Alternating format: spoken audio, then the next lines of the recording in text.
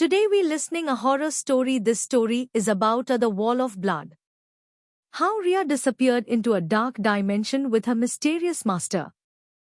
Riya was a quiet child. She liked to spend hours in her room, drawing on the walls with crayons.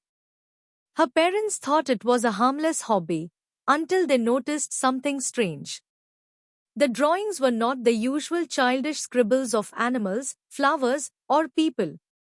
They were complex diagrams, symbols, and equations that looked like they belonged in a science textbook or a cult manual. They asked Riya what she was drawing, but she would not answer.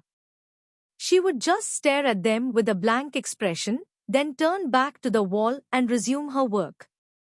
They tried to take away her crayons, but she would scream and cry until they gave them back. They tried to erase the drawings, but they would reappear the next day, even more elaborate and sinister. They decided to take her to a psychologist, hoping to find out what was wrong with her. They made an appointment for the next week and hoped for the best. But they never got the chance to go. One night, they heard Riya talking in her room. They thought she was talking to herself, as she often did. But when they listened closer, they realized she was not alone. There was another voice in the room, a deep and raspy voice that sounded inhuman. They rushed to her door and tried to open it, but it was locked. They banged on the door and shouted for Riya to let them in, but there was no response. They heard the voice say something in a language they did not understand, followed by Riya's voice saying, "Yes, master."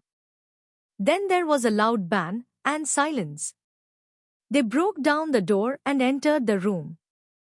What they saw made them scream in horror.